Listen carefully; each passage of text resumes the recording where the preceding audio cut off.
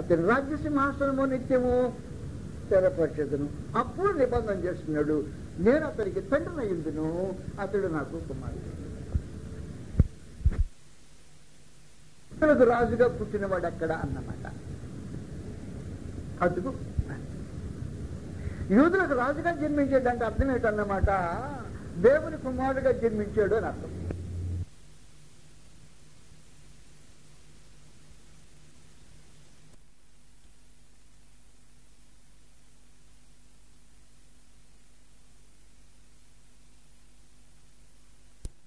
కాబట్టి మీకు ఈ సంగతి మరొక లేఖన భాగం, రెండు కలిపే లేఖన భాగం మీకు జ్ఞాపకం చేస్తే, లోకసువార్త 1వ అధ్యాయంలో మీకు అర్థం కాకపోతే నన్ను మళ్ళీ అడగాల. ఇది అర్థం కాకపోతే క్రీస్తునందు అని నేను ఎన్ని కొట్టుకొని చెప్పినా మీకు అర్థమే కాదు. అప్పుడు మన క్రీస్తునందుకు వెళ్తాను నేను అసలు సంగతి కాడికి. లోకసువార్త 1వ అధ్యాయంలో 29వ వచనం నుండి కొంచెం ఒక కన్యక తొందరపడతా ఉంది. ఆ కన్యక పేరు మరియా. పరలోకం నుంచి దేవదూత దిగి వచ్చాడు మరి దగ్గరికి. తొందరపడే మాటలు చెప్పాడంట. ఈ శుభవచ్చం మీద అంటే మళ్ళా మాట్లాడడం జరగటం మొదలెట్టేశాడు. 30వ వచనం చదువుతాకి మీద, మరియా భయపడుకును, ధరించి కుమారుని కని యేసు అని పేరు. ఆయన గొప్పవాడై కుమారుడా, సర్వోన్నతుని కుమారుడు. మనం జాగ్రత్త చెప్పాలి. అనబడును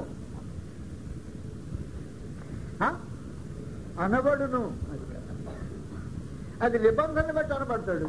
నేను అతనికి తండ్రిని అయ్యిండును, అతను నాకు కుమారుడు అయ్యిండును అని చెప్పాడు. చూసావు ఎవరు అంటాను, దావీదు నీ సింహాసనం మీద కూర్చుండే శాశ్వతంగా ఎలా ఉన్నాడు చూసావు, అతడు నాకు కుమారుడు అయ్యిండును, నేను అతనికి తండ్రిని అయ్యిండును. నేను చెప్పాను, మీకు అర్థమైంది. అర్థం కాకపోతే మళ్ళీ ఒకసారి అంటాను. ఇప్పుడు మాట్లాడుతున్నాడు. 30 వచ్చాడు మళ్ళా చెప్పాడే.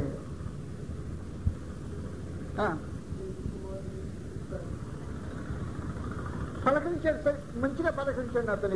1వ అధ్యాయము 49వ వచనంలో పలకరింపు కూడా చాలా బాగుంది.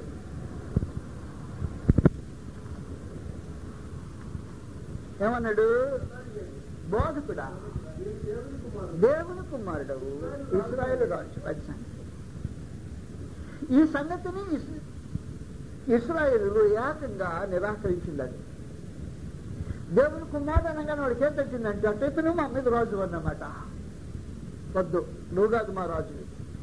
మా రాజు అంటే సొలొమోన్ టైప్ రాజు కావాలి మాకు. ఏ టైప్ రాజు?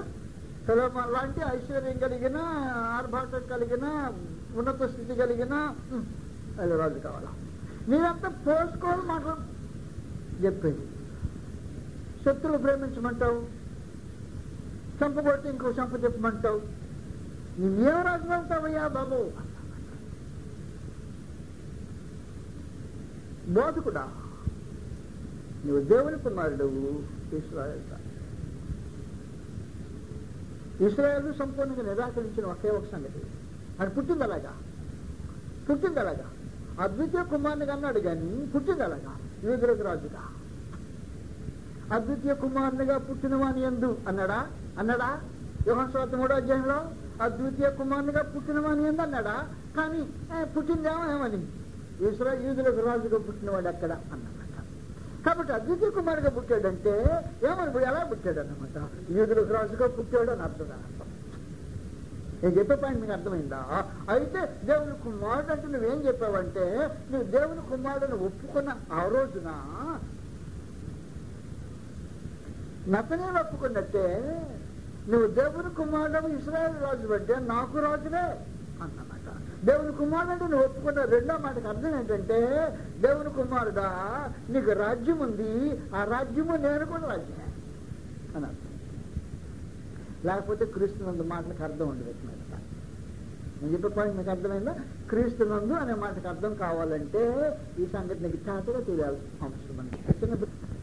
సంఘమునందు అని అర్థం బైబిల్ ప్రకారం. 1 కొరింథీ 12వ అధ్యాయంలో 1 కొరింథీ 12వ అధ్యాయం 12-13 వచ్చిన ఈ సంగతులు రాయబడినాయి. ఎలాగూ శరీరం ఏకమైనను అనేక అవయములతో కలిగి ఉన్నదో, ఎలాగూ శరీరం యొక్క అవయములన్నీ అనేకమైన ఒక శరీరమైనయో, అలాగే క్రీస్తు ఉన్నాడు. క్రీస్తు ప్రభుని చిత్రించాడు. క్రీస్తు ఎలాగున్నాడు? క్రీస్తు ఎలాగున్నాడంటే శరీరం అవయములతో కూడిన శరీరమై ఉన్నాడు. ఈ క్రీస్తు ఎలాగైపోయాడు అండి?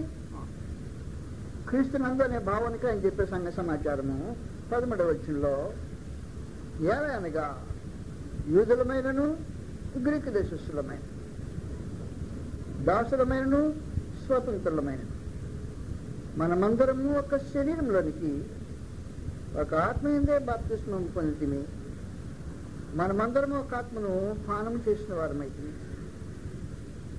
ఒక శరీరంలోనికి ఒక ఆత్మ ఎందే. శరీరం లేకుండా క్రీస్తు ప్రభు ఉండేదానికి ఛాన్స్ లేదు. క్రీస్తులో ఉండటము అవయములు కలిగిన క్రీస్తు అవయములు కలిగిన శరీరమై ఉన్నాడు కనుక క్రీస్తులో ఉండటం అంటే క్రీస్తు శరీరంలోని అవయములుగా ఉండటము అని అర్థం. క్రీస్తు శరీరంలో ఉండటం అంటే క్రీస్తు ప్రభు రాజ్యములో ఉండటము. అసలు ఎవరైనా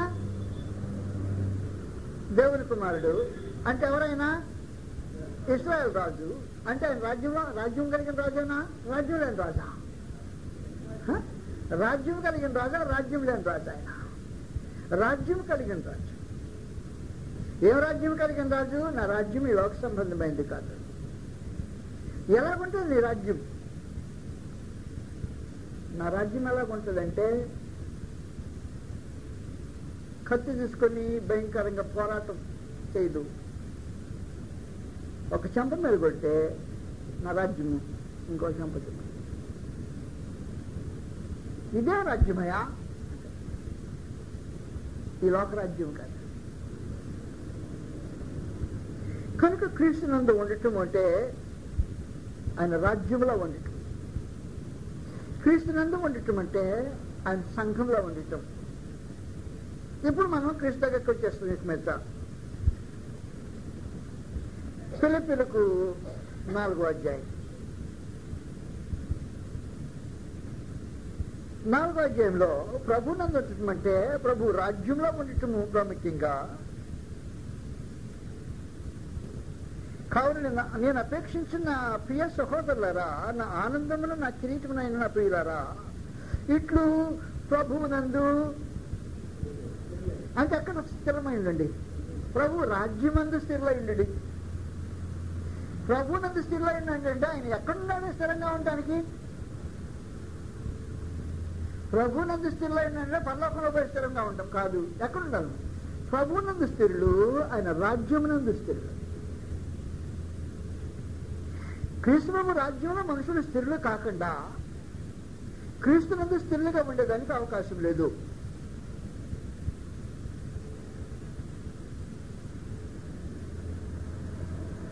రెండవ వచనంకి వచ్చా మళ్ళా, ప్రభునందు ఏక మనసు కలవారండి. ఎక్కడ ఏక మనసు కలిగి ఉండాలి? ప్రభు యొక్క రాజ్యంలో ఏక మనసు కలిగి ఉండాలి. మనం ఎక్కడైనా ఏక మనసు కలిగి ఉండడానికి ప్రయత్నం చేస్తాం కానీ ఆ రాజ్యంలో ఏక మనసు కలిగి ఉండడానికి ప్రయత్నం చేయట్లేదు. ఎందుకు వచ్చిన గొడవ? నేను చెప్పే పాయింట్ మీకు అర్థమైంది. ఇద్దరు బాగా స్నేహంగా ఉండటానికైనా ఇష్టపడతారు కానీ బయట ఒకరికొకరు భయంకరంగా పెట్టుకోవటము, పోషించుకోవటం, లేకపోతే కలిసి నడవటం, కలుసుకోవటం అనేక సంగతులు జరుగుతుంది. కానీ క్రీస్తులో ఉన్న ఆయన రాజ్యంలో ఇలాంటి వాతావరణం ఉండాలనే భావన కలిగి మనుషులు మసులుకారు. సంఘాన్ని మనుషులు వేరుగా చూస్తారు. సంఘం కొడుతారులే, దాంట్లో తానేదో భాగం కానట్టు. సంఘం వేరైనట్టు నీవు వేరైనట్టు నీకు భావం కలిగితే ఆయన చెప్పేదేమంటే ప్రభువునందు ఏక మనసు కలవాలి. నువ్వు సంఘానికి బయట ఎక్కడ ఉన్నావు? క్రీస్తులో సంఘానికి బయట ఉండి క్రీస్తులో ఉండగలరా మనుషులు? నేను చెప్పే పాయింట్ మీకు అర్థమైంది. క్రీస్తు శరీరం లేకుండా క్రీస్తులో ఉండేదానికి అవకాశం ఉంటుందా?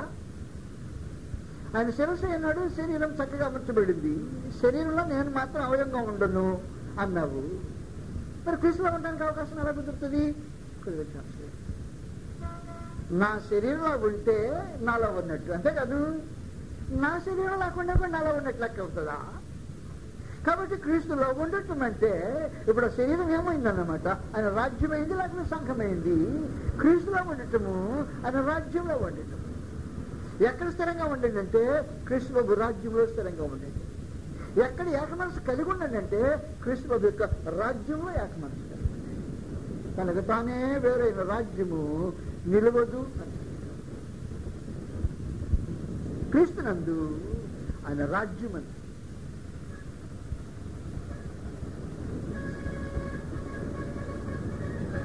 నాలుగో వచ్చిన మళ్ళా మాట్లాడాడు,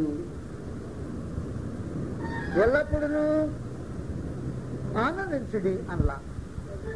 ఆనందించుడి అంటే అక్కడే ఆనందించవచ్చు. సినిమా హాల్లోకి పోయి పక్క పక్క నవ్వుకొని వచ్చేసాడు. ప్రభు నన్ను ఆనందించడం కాదు, ఆనందించాడు కరెక్టే. ఆనందించడం వేరే, ప్రభు నన్ను ఆనందించడం వేరే. సినిమాలో ఆనందించేది క్రీస్తు బయట ఆనందించేది, దేవుని రాజ్యంలో ఆనందించేది ప్రభు నందు ఆనందించేది. మహోన్నతులకు దేవుడు మానవ సహజమైన నైజమును ఎరిగి ఆనందించడం అనే ఒక కోరిక మనుషులకు ఉంటుందని తెలిసిన వాడు నీ ఆనందానికి అడ్డుకట్టలు వేళ దానికి అంతరాయం కలిగించలా. నాలో నా ఎందుకు విశ్వాసం ఇచ్చినా, నా కుమారుడైన క్రీస్తు రాజ్యంలో ఉన్నా అప్పుడు కూడా నీ ముఖం దిక్కుముఖం వేసుకొని దిగులతో ఉండాలి అని చెప్తాను. మానవ సహజమైన నైజములకు విరోధంగా దేవుని రాజ్యం లేదు. ఆనందించడం అనేది దేవుని యొక్క ఉద్దేశం ఏంటి? అయితే నువ్వు ఎక్కడ ఆనందించంటే దేవుని రాజ్యంలో ఆనందించు.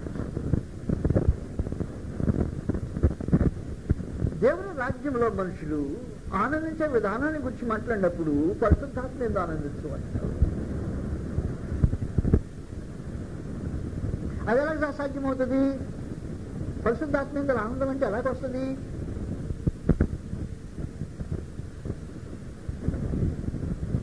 పరిశుద్ధాత్మ ఇందులో ఆనందము ఎలాగొస్తుందో మీరు జాగ్రత్తగా గుర్తుపెట్టుకుంటే, మొదటి అపోస్తల కార్యగ్రంథము ఆనందించడానికి హేతు.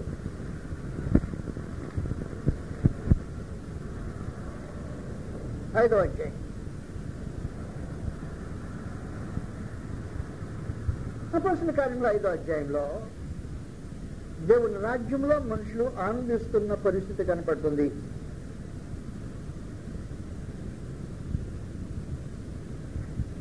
నలభై వచనము, వారు అతని మాటకు సమ్మతించి అపోస్తలులను పిలిపించి కొట్టించి ఏం చేసి మర్యాదకు పిలిచి కొట్టారన్నమాట. పిలిపించి కొట్టించి వారిని విడుదల చేసిరి. ఆ నామము కొరకు అవమానము పొందుటకు పాత్రలని ఎంచబడినందుకు వారు సంతోషించు మహాసభ ఎదుటి నుండి వెళ్ళిపోయి. ఎక్కడ ఆనందం? అపోస్తల కార్యం 4వ అధ్యాయంలో ఉన్నాం. ఇప్పుడు మనము 5వ అధ్యాయం, క్షమించాలి, 41వ వచనంలో ఆ నామము కొరకు అవమానము పొందుటకు పాత్రులని ఎంచబడినందుకు. ఎందుకో అవమానం పొందడానికి వీడు తగిన వాడు రా అన్నారట. అవమానం పొందడానికి తగిన వాళ్ళని ఎందుకు ఎంచినందుకనా? ఆనందించడం, ప్రభునందు ఆనందించడం అంటే అది.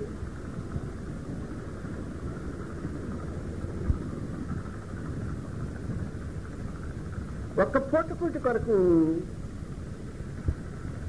ఒక పూట సుఖానుభవం కొరకు సంతోషమైన ఇచ్చేవాళ్ళు ఉండరు. అది ప్రభునందు ఆనందం కాదు. 2వ పేతురు పత్రికలో కాబట్టి దేవుని రాజ్యంలో ఆనందం ఎలాగుంటుందో నీకు ఖచ్చితంగా తెలియాల్సిన అవసరం ఉంది. 2వ పేతురు పత్రిక 2వ అధ్యాయము ఏది సంతోషం కలిగించిందంటే ఆ 13వ వచనంలో ఒకనాటి సుఖానుభవము సంతోషం అనేది. ఏది నీ సంతోషము? సుఖానుభవం. సుఖానుభవంలో సంతోషము. ఒకనాటి సుఖానుభవము సంతోషము అనేది. అది క్రీస్తునకు బయట, ఆయన రాజ్యమునకు బయట. కానీ మనుషుడు అనుకుంటుందే వారితో పాటు ఉన్నామని ఆనందిస్తున్నాడట. అది నీచమైన ఆనందం, భక్తిహీనమైన ఆనందం. మాట్లాడేశాడు. మళ్ళా చదువుతున్నా. ఒక్కనాటి సుఖ అనుభవము సంతోషం అనేది. ఏం జరిగిందంటాను? వారు కళంకములను నిందాస్పదులనై తమ ప్రేమ విందుల్లో మీతో కూడా అన్నపానములు పుచ్చుకొని తమ భోగములు ఎందుకు సుఖించారు. ఆనందము క్రీస్తులో కాదు, అది రాజ్యంలో కాదు. అది మాట్లాడేశాడు. ఎత్తేస్తాడంట, వాడిని వేరు తీసేస్తాడంట. అది వేరే సంగతి. కింద మాటలు చదివితే ఇంకా భయంకరంగా ఉన్నాయి పరిస్థితి. వ్యభిచారిణిని చూచి ఆశించు పాపము మానలేని కనులు గలవారు అంటాం. ఆనందమా? ఒకనాటి సుఖానుభవము సంతోషమనించే. అది లోకంలో క్రీస్తుకు బయట, అది లోక సంబంధమైంది. ఆనందం అంటే క్రీస్తుని ప్రభునందు ఆనందించు. అనేక సార్లు మనం మాట్లాడుకున్న మత్తయి సువార్త 5వ అధ్యాయంలో ఆయన నామం నిమిత్తము శ్రమానుభవము ఆనందంగా ఎంచటము చెప్పి ప్రభునందు ఆనందించు. ఆయన రాజ్య సంబంధమైన సంగతుల గురించి మాట్లాడుతున్నాడు. మత్తయి సువార్త 5వ అధ్యాయము ఆయన రాజ్య సంబంధమైన సంగతుల గురించి మాట్లాడింది. అప్పుడు 10వ వచనంలో నీ నీతి నిమిత్తము హింసింపబడి వారు ధన్యులు. ఏ రాజ్యం అది? పరలోక రాజ్యం వాటి. అప్పుడు నా నిమిత్తము జనులు మిమ్మల్ని నిందించి హింసించి మీ మీద అబద్ధముగా చెడ్డ మాటలలో పలుకున్నప్పుడు మీరు ధన్యులు. ఏమానందమా? అదిగా ఆనందం. సంతోషించి ఆనందించండి. ప్రభునందు ఆనందించండి అంటే చెప్పిన దాని సంగతులు అవి. అవి ప్రభునందు ఆనందానికి సంబంధించిన సంగతి. ఆయన రాజ్య సంబంధమైన ఆనందం అది. అయినా మరీ విపరీతంగా మనం 5వ అధ్యాయంలో చదివినట్టు వాళ్ళు పట్టుకున్నారు. ముందు ఏం చేయాల? 40 సంవత్సరాలుగా కాళ్ళు లేని ఒక కుంటోడికి కాళ్ళు ఇచ్చారు. చేసిన నేరం అది ప్రభునేశ్వరం. ఆ నేరానికి నేరం కోసమని తీసుకొచ్చి పట్టుకొని భయంకరంగా దంచి జైల్లో పడేశారు. జైలు పాపాలని బంధించలేకుండా పోయింది. తలుపులు మూసినట్టే ఉన్నాయి.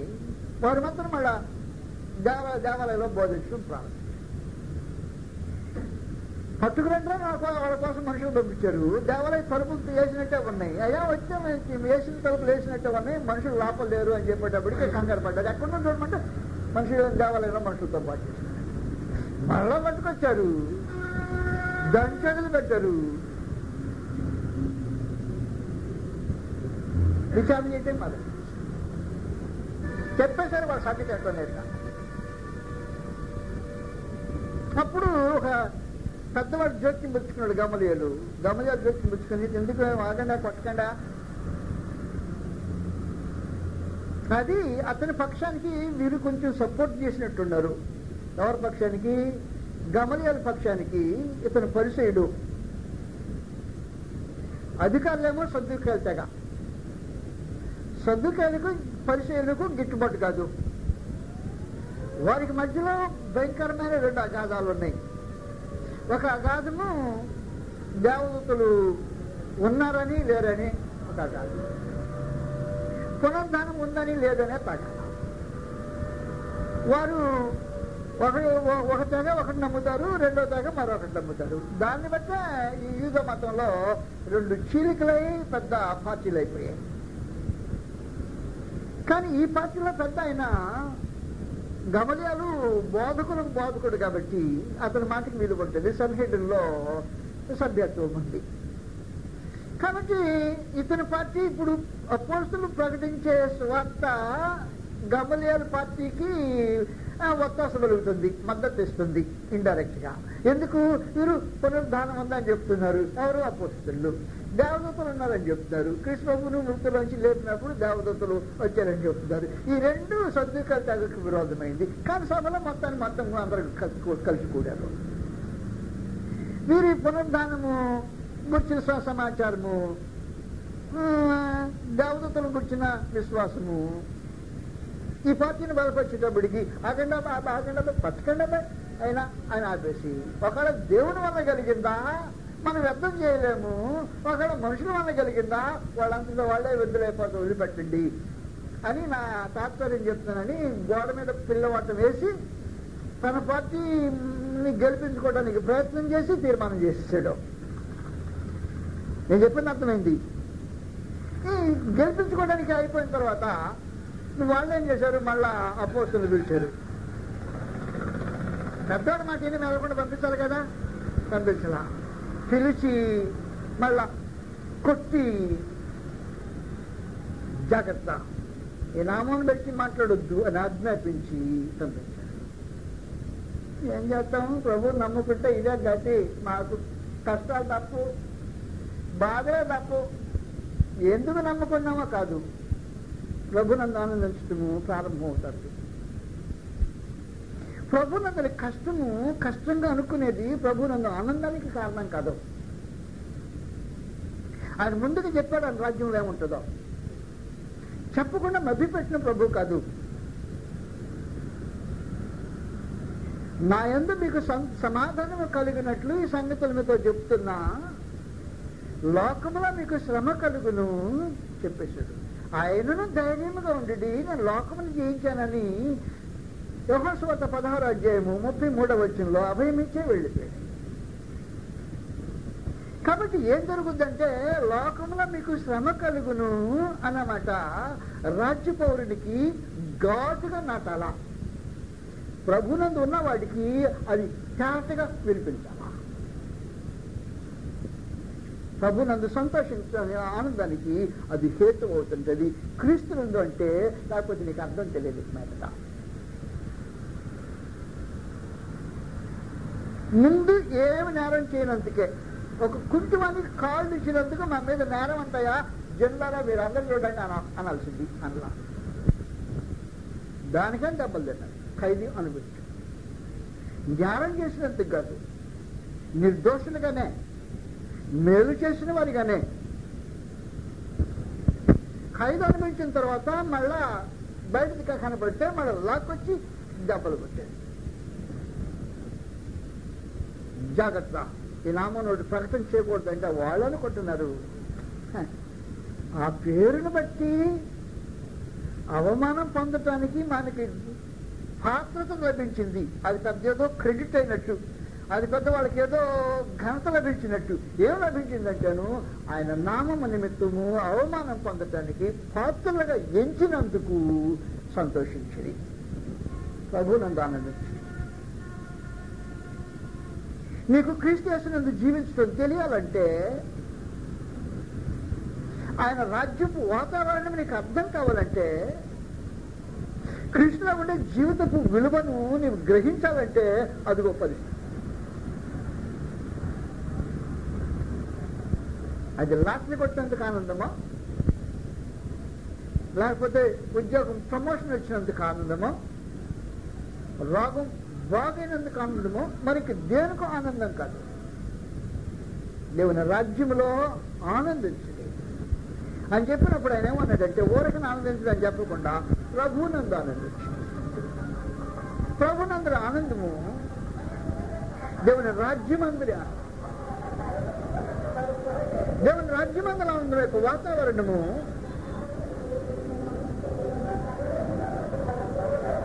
దెబ్బలకు సోలిపోయే ఆనందం కాదు, నీరసించిపోయే ఆనందం కాదు. అది దేవుని రాజ్యం యొక్క సాధ్యమైన వాతావరణం. అపోస్తలుల కార్యం 16వ అధ్యాయం మీకు వింతగా చెప్పాల్సిన అవసరం లేదు. లోకంలో తనతో పాటు మిగిలిన వారు జైల్లో ఉన్నవారు వింటుంటే, పాటలు వింటుంటే ఆశ్చర్యం కలిగించే పని. అది రాత్రిపూట బాగా దెబ్బలు తిన్న మనుషులు వాళ్ళు నిర్హేతుకంగానే అక్కడ కుంటివాన్ని బాగు చేస్తే దెబ్బలు తిన్నారు, ఇక్కడ దయ్యాన్ని బాగుంటే దెబ్బలు తిన్నారు. కుంటివాన్ని బాగు చేసి దెబ్బలు తిని జైల్లో పడ్డారు వాళ్ళు, ఇక్కడ దయ్యాన్ని వెళ్ళగొట్టి మేలు చేసి జైల్లో పడ్డారు, దెబ్బలు తిని జైల్లో పడ్డారు. జైల్లో పడిన తర్వాత ఆ దెబ్బలకు తాళలేక రాత్రుల పూట అంతకుముందనే కొల్లలతో కొట్టారు, వారులతో కొట్టారు అన్నట్టు. కొల్ల దెబ్బ వారుతో తగిలిందంటే ఎలాగుంటుందో తెలియదు. కానీ మళ్ళా బయటికి తీసుకొచ్చి దంటెదులు పెట్టారు మొత్తానికి ఈ పూలు చితికేదాకా. కాళ్ళు కింద కూర్చోడానికి అనుకూలం లేకుండా పైకి లేపి బండ దిగింది. పండుకోవడానికి వీళ్ళని ఈపు చితుకులు, సాపు కూర్చోడానికి వీళ్ళని కాళ్ళు పైకెత్తి బిగింపుడు, కూర్చోటానికైనా కనీసము కంఫర్టబుల్ గా లేని పరిస్థితి. ఈ దెబ్బ తాకిడికే మనుషులు వేదన పడుతూ ఏం చేస్తాం, కృష్ణబాబుని కొట్టారు, మమ్మల్ని కొట్టారు, ఇంతేనా మన జీవితం ఏడ్చుకునే దానికి బదులుగా మీలో ఎవరికన్నా సంతోషము కలిగిన వాడు కీర్తనలు పాడవలను అనే పరిశుద్ధాత్మ యొక్క సందేశాన్ని అనుసరించి పాడటం మొదలెట్టారు. వారి కీర్తనలు పాడటము ఆనందానికి సూచనగా ఉంది. దేవుని రాజ్యం యొక్క వాతావరణంలో ప్రభు తెలియచేసినట్టు నా యందు మీకు సమాధానము కలుగుతుందంటే, దేవుని రాజ్యం యొక్క వాతావరణంలో క్రీస్తు యేసునందు సమాధానం కలిగే మాట వాస్తుంది. క్రీస్తు యేసునందు కలిగే సమాధానము హృదయానికి సంబంధించిన సమాధానం, నీ మనసుకు సంబంధించిన సమాధానం. 2 స్థలాల్లో కావలి వారిని పెట్టబడ్డారు, తర్వాత నేను ఈ సంగతులు వివరించబడ్డాను, వదిలిపెట్టేసిన ప్రస్తుతానికి. కనుక దేవుని రాజ్యం యొక్క వాతావరణంలో ఆనందము దెబ్బలతో కూడిన ఆనందము, నిందలతో కూడిన ఆనందం. దేవుని రాజ్యం యొక్క ఆనందం అది.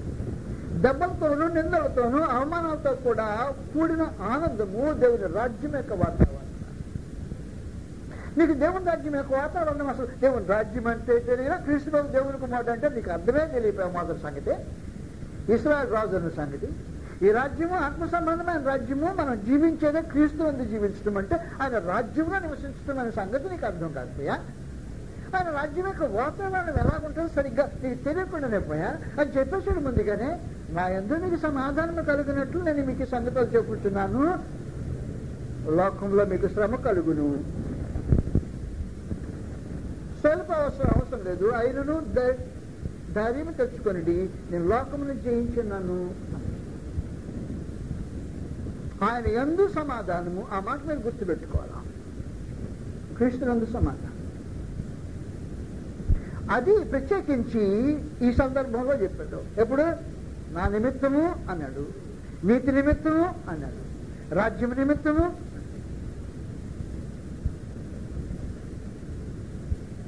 నువ్వేమని ఆలోచన చేస్తావో, నువ్వు రాజ్యంలో నువ్వు ఎంతవరకు ఉన్నట్టు అనుభవం మాట్లాడుతున్నావు తెలియలా.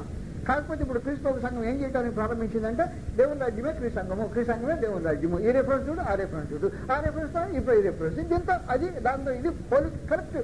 కాబట్టి క్రీస్తు సంఘం దేవుని రాజ్యం అంటూ డాక్టరీని చెప్పడం మొదలెట్టడం అయ్యింది. కానీ ఆ రాజ్యం యొక్క వాతావరణం ఎలాగుంటుందో అనే సంగతి తెలియకుండా పోయిందే. అయితే నువ్వు ప్రభునందు ఎలాగుండగలవు, వాతావరణం తెలియకపోతే ప్రభునందు ఉండే వాతావరణం అలాగుంటుంది. నీ ఆనందానికి హేతు ఏం కావాలంటే ఆయన నామం నిమిత్తము అవమానం, ఆయన నామం నిమిత్తము దెబ్బలు, ఆయన నామం నిమిత్తము చెరసాను, ఆయన నామం నిమిత్తము శ్రమ అనుభవము. అది నీకు ఆనందం కలుగు చేస్తే క్రీస్తునందు ఆనందించినట్టు లెక్క అవుతుంది. అది ఆయన రాజ్యంలో ఆనందం లెక్క అవుతుంది. కాబట్టి ఆయన చెప్పినప్పుడు ఆనందించుడి, ఎప్పుడంటేను ప్రభువునందు ఆనందించు. దానికి కాకుండా నీకు ఆనందించే హేతువు అది లోక సంబంధమైంది, దేవుని రాజ్య సంబంధమైంది.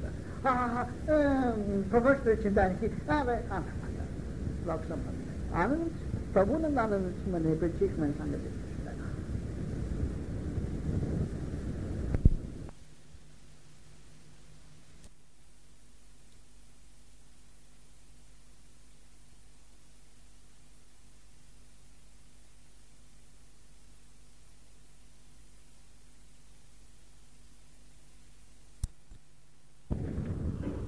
ఫిలిప్పీయులకు రాసిన పత్రిక 4వ అధ్యాయంలో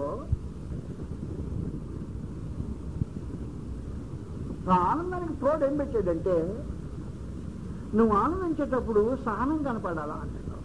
సహనం ఎప్పుడు వచ్చింది? దెబ్బలాగా సహనం ఏముంది? సహనంకి అర్థం ఏంటి? ఎప్పుడు మనుషులు సహిస్తాడు? శ్రమలను సహింపొస్తాడు. శ్రమ లేకుండా సహింపు అర్థం ఉంటుందా? అర్థం ఉంటుంది. ఎర్రని ఎండలో ఒళ్ళు అలసే వరకు పనిచేయకపోతే నీళ్ళ వచ్చి కూర్చున్న విశ్రాంతికి అర్థం ఉండదు. విశ్రాంతి అర్థం ఎవరికి తెలుస్తుంది? శ్రమించిన వాడికి విశ్రాంతి యొక్క అర్థం తెలుస్తుంది. నామంటి వాడికి విశ్రాంతి అర్థం తెలియదు సరిగ్గా. ఎందుకంటే ఎప్పుడు చూసినా నీళ్ళ కూర్చునే మనిషిని శ్రమ యొక్క అర్థం నాకేదో తెలియదు. విశ్రాంతి యొక్క అర్థం తెలియాలంటే మనిషి సమానుభవంగా పొందండి. అప్పుడు చెప్పాడు మీ సహనము సకల జనుల యొక్క తెలియజేయబడి అన్నాం అనుకోండి. అప్పుడు మన సహనం రాదేమొచ్చింది తెలిసిన? కోపం వచ్చింది. సహనం రావాల్సిన స్థలంలో కోపం వచ్చింది, లేకపోతే సహనం రావాల్సిన స్థలంలో ఏడుపు వచ్చింది. ఆనందం రావాల్సిన స్థలంలో ఏడుపు, సహనం రావాల్సిన స్థలంలో కోపం, మిగిలిన వాస్తవాలు బయలుపడతాయి. అంటే ఏమన్నమాట? మన దేవుని రాజ్యంలో క్రీస్తులో ఉన్నది కంటే కాదు అని చెప్పేసి ఆటోమేటిక్గా. మరి ఏంటి నువ్వు క్రీస్తు సంఘం దేవుని రాజ్యం అంటే అది సిద్ధాంతం అయ్యా నమ్మేది అంటారు. జీవిత అనుభవం దానికి దీనికి సంబంధం ఏముంది? సిద్ధాంతం ఆ సిద్ధాంతం అట్టుంటుంది, మా జీవిత అనుభవాలు వేరుకుంటాయి.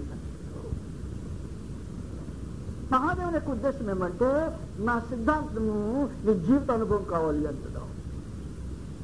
ఆయన సిద్ధాంతం నీ జీవిత అనుభవం కాకపోతే క్రీస్తునందు దేవుడు ఏకంగా సమకూర్చే కార్యక్రమములో నీవు పాలు కావు అన్నమాట. కనుక సిద్ధాంతము జీవిత అనుభవంలోకి మార్చబడాల్సిన అవసరం ఉంది అంటే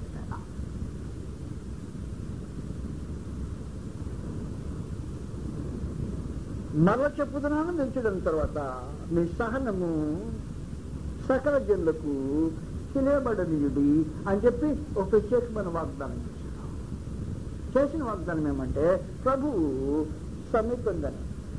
అక్కడ పక్కనే ప్రభు సమీపంగా ఉన్నాడు. ఆయన రాజ్యంలో నువ్వు ఉన్నావు. ఏం చేస్తున్నావు? సహనమా తెలియజేస్తుంది. సహనంగా బదులు కోపం వచ్చింది. ప్రభు ఏమనుకుంటున్నావు? నువ్వు రాజ్యంలో ఉన్నాడు అనుకుంటాడా, లేకపోతే లేనివాడు అనుకుంటాడా?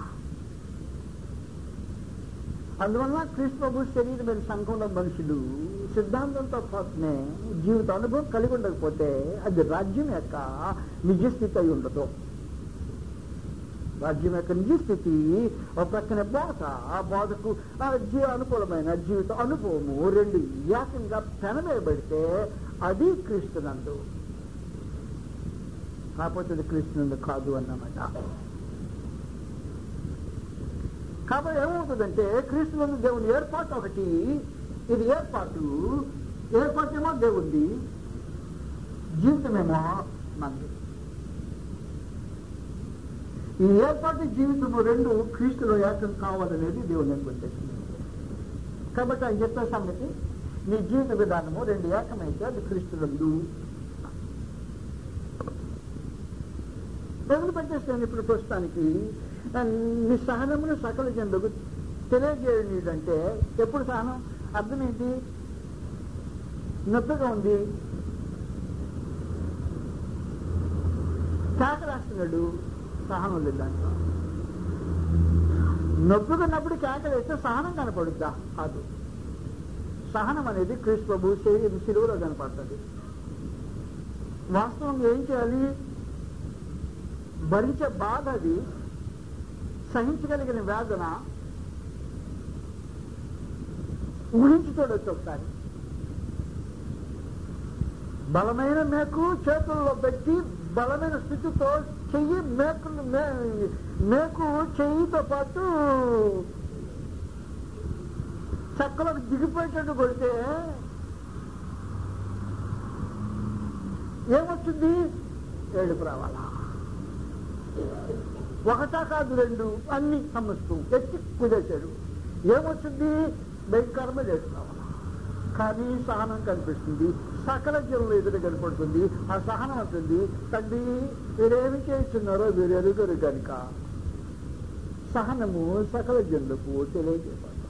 దేవుడి రాజ్యం యొక్క వాతావరణంలో సమానుభవం మందు సహనం కనిపించడం అనేది దేవుడి రాజ్యం యొక్క వాతావరణం. మీరు ఎక్కడ చూపిస్తారు సహనం ఎక్కడ వెళ్తా? దేవుని రాజ్యంలో ఉండవలసిన సహనపు వాతావరణం చూపించబోయేది అక్కడ. ఆయన ప్రదర్శించాడు, దేవుని రాజు ప్రదర్శించాడు.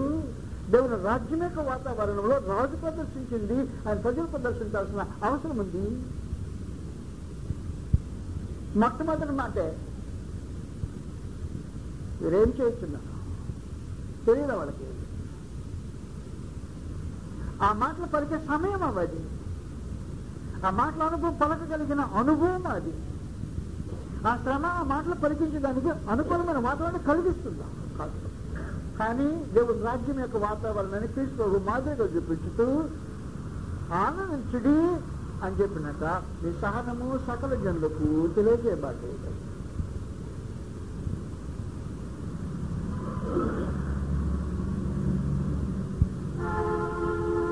అని చెప్పిన తర్వాతనే నెక్స్ట్ చెప్పాను, ప్రభు సమీపంగా వచ్చి. ఇంకో విశేషమైన సంగతి, ప్రభు సమీపంగా ఉన్నాడంట.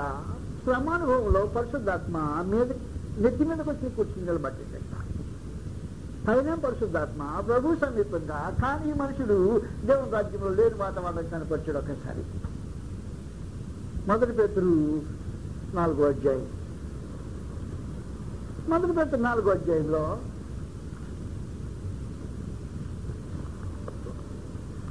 12వ వచనం నుండి, ప్రియాల మిమ్మును శోధించడానికి మీకు కలుగుతున్న అగ్ని వంటి మహాశ్రమలను గుర్చి మీకేదో ఒక వింత సంభవించేట్లు ఆశ్చర్యపడకుడి. క్రీస్తు మహిమ బయలుపరచబడినప్పుడు మీరు ఆయనతో కూడా మహానందంతో సంతోషించిన నిమిత్తము క్రీస్తు శ్రమల్లో మీరు పాల్గొనేంతగా ఏం చేయండి?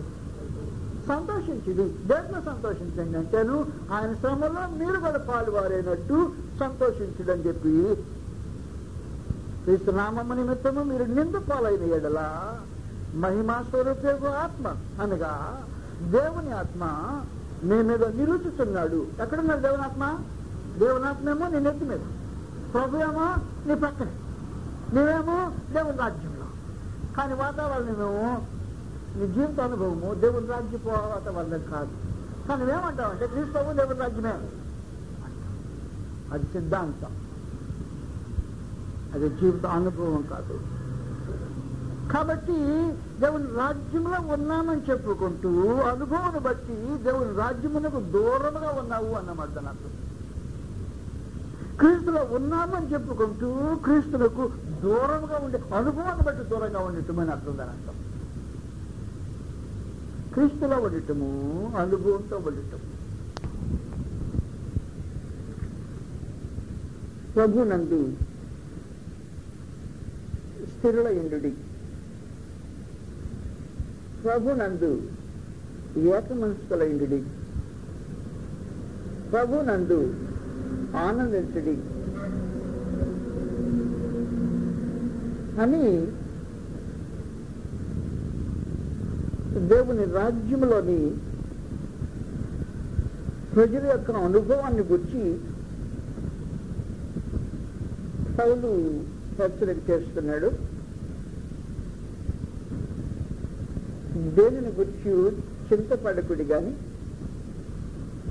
ప్రతి విషయంలోనూ ప్రార్థన విజ్ఞాపన చేత కృతజ్ఞతాపూర్వకముగా మీ విన్నపములు దేవునికి తెలియచేయండి.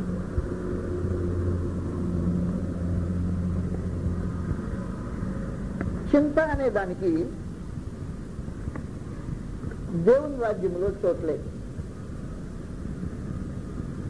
మనుషులు చింతించే మాట వాస్తవమే. చింతించే చింత దేవుని రాజ్యానికి సంబంధించి మాత్రం మీ చింత యావత్తు ఆయన మీద వేయండి. ఆయన మిమ్మల్ని గురించి చింతించుతున్నాడు. ఇది మన అనుభవం కాదు.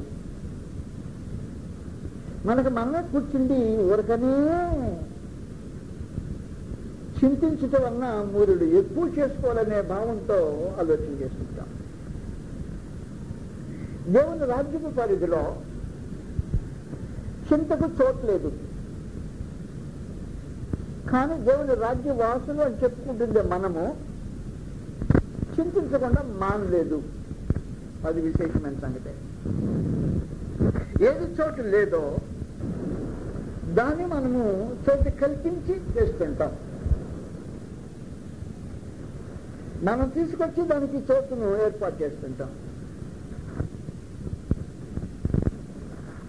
దేని గురించి చింతించకుడి. తీసుకేసినందు మనుషుల యొక్క చింతకు అవకాశం లేకుండా ఆయన తీసివేశాడు.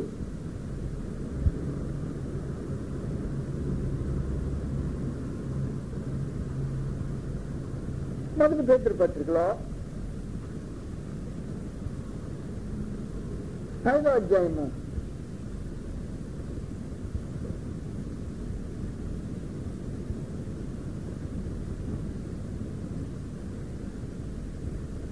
6వ వచనం నుండి దేవుడు తగిన సమయం మందు మిమ్మల్ని హెచ్చించినట్లు ఆయన బలిష్టమైన చేతికి దీనమనస్కులైండి.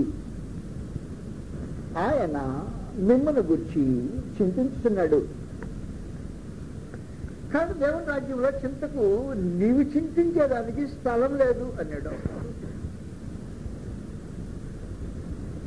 చింతించే ఒక ప్రత్యేకమైన ఆయన ఉన్నాడు అన్నాడు. గనుక మీ చింత యావత్తు దేని గురించి నువ్వు ఆలోచన చేస్తున్నావు?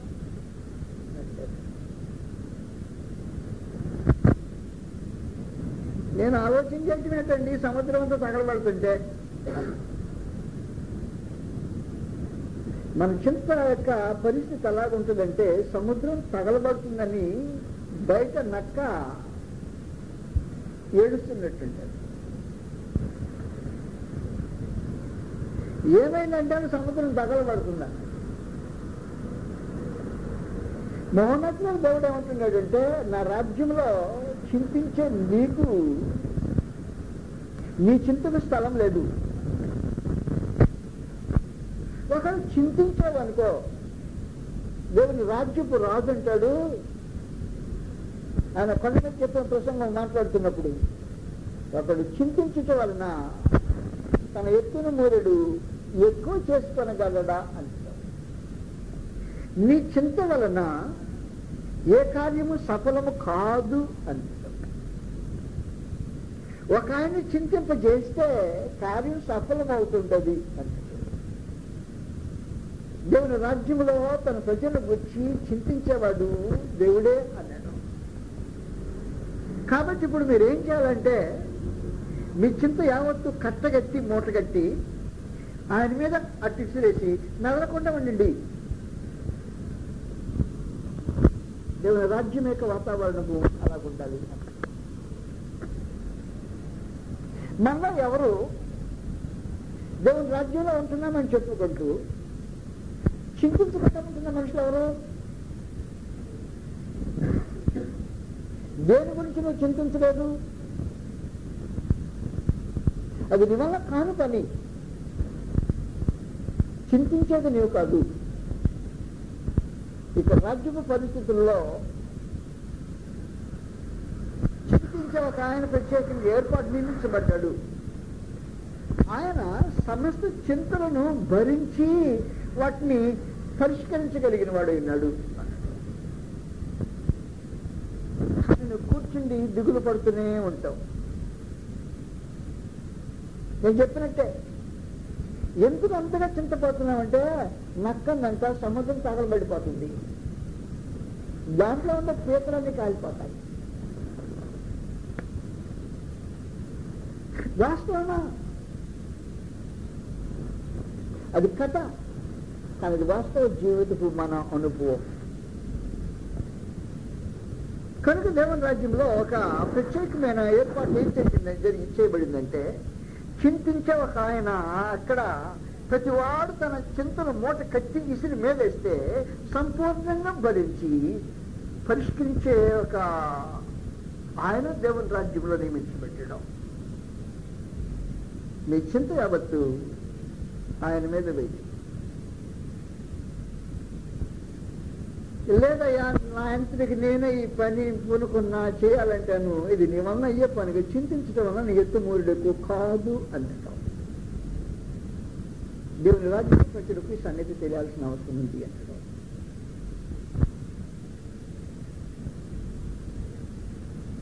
నువ్వు చేయాల్సిన పని నువ్వు చేయి. ఇంట్లో మీ నాయన చేయాల్సిన పని చేయాలి, చేస్తాడు అంటున్నాడు. తండ్రి చేసే పని బిడ్డ, బిడ్డ చేసే పని తండ్రి చేయకూడదు అన్నాడు. పొద్దున్న లేచాడు, పాత గోనె ఒకటి తీసుకున్నాడు, కళ్ళు తుడుచుకున్నాడు, ఇళ్ళమ్మంటే తిరుగుతూ కాగితాలు ఎడుకుంటా ఆడుకుంటాడు.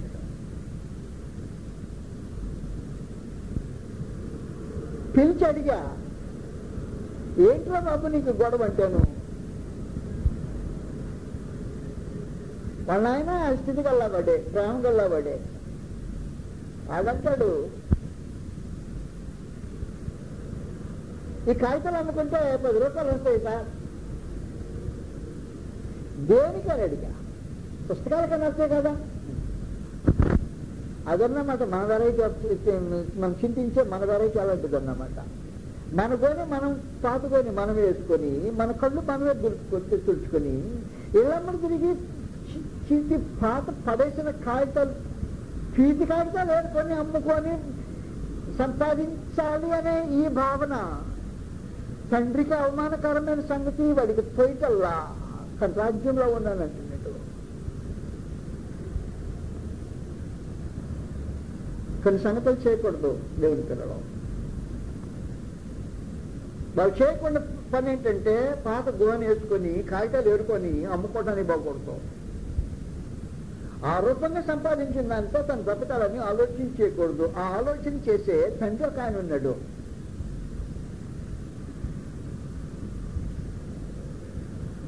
అంతా తన స్వాధీనంలో పెట్టుకుని కార్యక్రమాలు జరిగించగలిగిన సమర్థుడు ఒకడున్నాడు.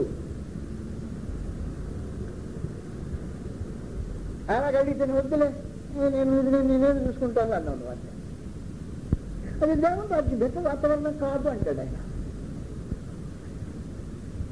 అందువల్ల ఏం చేస్తామంటే మనుషులము దేవుని రాజ్యంలో ఉంటున్నామని చెప్పుకొని మన సొంత రాజ్యాన్ని ఒకటి కట్టుకొని దానికి దేవుని రాజ్యమని పేరు పెట్టి ఆయన ఆలోచనలు ఆయనకి అప్పగించి, మన చింతలు ఆయనకు అప్పగించి ఆయన భారము మనము ఆలోచన చేసేదానికి బదులు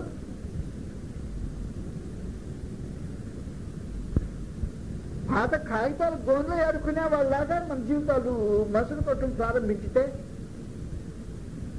అది నీకు క్షేమాభివృద్ధి కాదు, నీ తండ్రి ఇంటికి మేలు కాదు, నీ తండ్రికి గౌరవం కాదు. అది కాదు. ఎప్పుడు మనకుంటా మరి చింతించటం. నీకు నమ్మకం కలిగినట్టు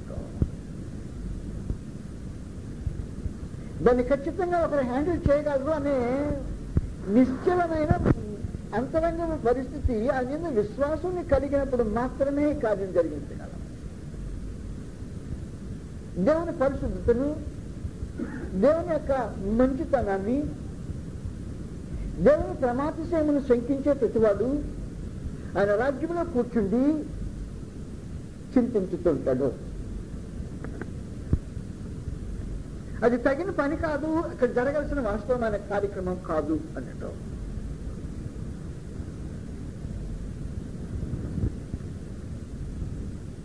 అందులో పైగా అది చేతనైన పని అంటాను చెప్పాడు.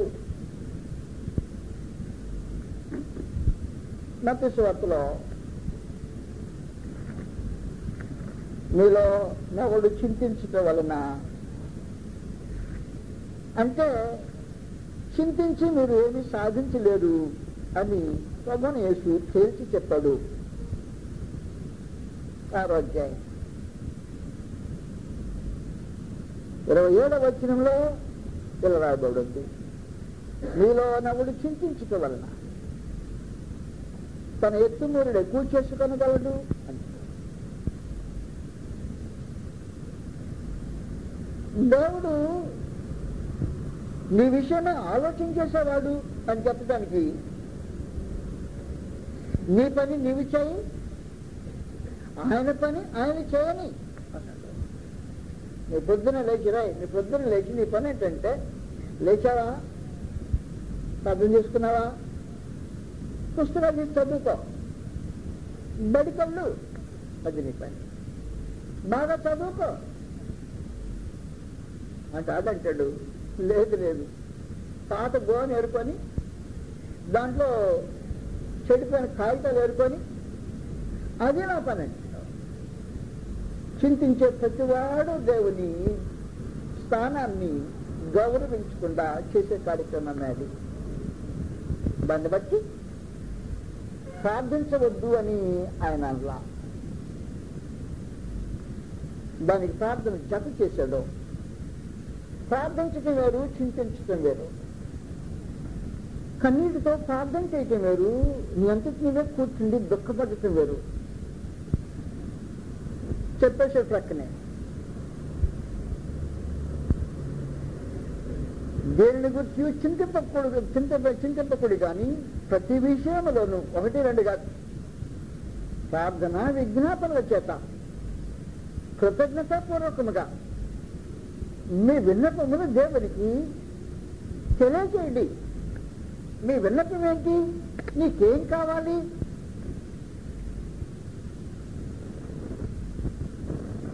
ఓ రోజున 7 మొక్కలతో వచ్చింది. రాజసింహాసనం మీద కూర్చున్నాడు.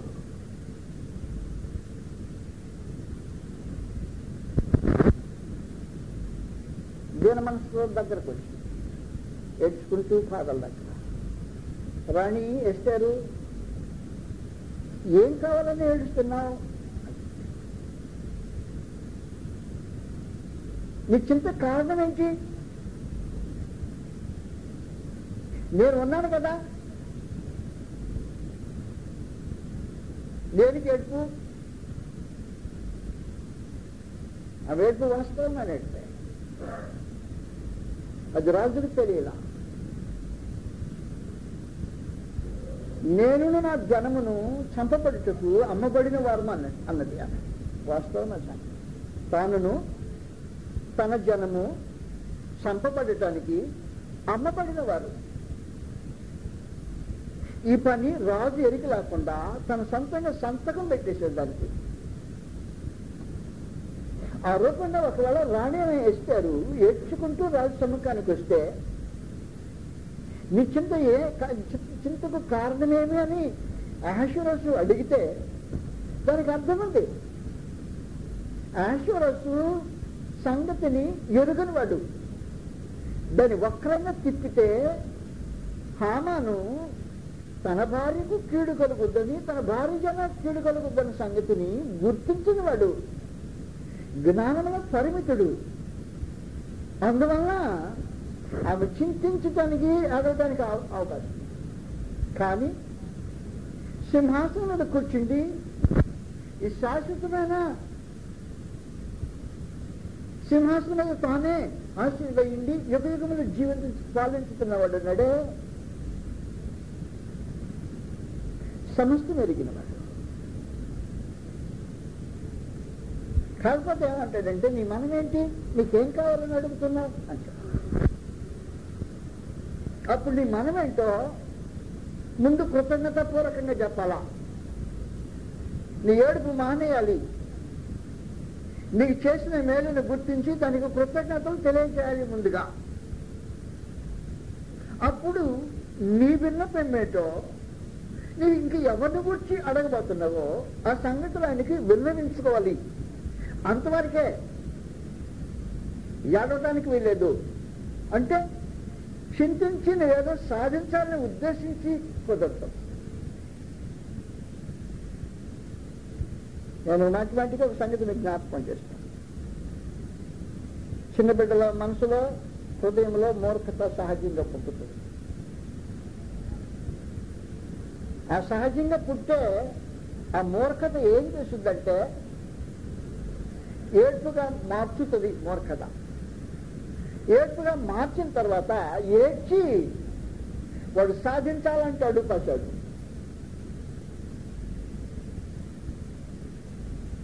జీంకారం పెట్టాక అడ్డు పెడతాడు. పెద్ద వాడు అన్న చేతిలో ఉన్నది ఇది లాక్కోవడానికి చేతగాల అని అడిగితే నాయన తమ్ముడు రా అడిగిరా అంటాడు. దాన్ని సాధించడానికి జీంకారం పెడతాడు. కానీ మీ నాయన అటువంటి దాన్ని అంగీకరించే నాయన కాదు. అలాంటివి కుదరవు అక్కడ. నీకేం కావాలో అది చెప్పంటే, నువ్వేడ్చి సాధించే బిజినెస్ అంతా తెచ్చుకోవద్దున్నది అక్కడ. కాబట్టి చింతించి సాధించడానికి ఉద్దేశించితే దేవుడు దాన్ని త్రోసిపుచ్చుతాడు. నీకేం కావాలో చెప్పు, కృతజ్ఞత పూర్వకంగా చెప్పు. నేను నీ సమస్యను పరిష్కారం చేస్తాను కదా, నేను ప్రేమ కలిగిన వాడిని నీకు సంగతి ఎరిగి పరిష్కారం చేస్తాను అని ఎరిగి చెప్పు. నా దగ్గర ఏడ్చి సాధించుదామని ఆలోచన పెట్టుకొని మాత్రం కార్యం జరిగింది.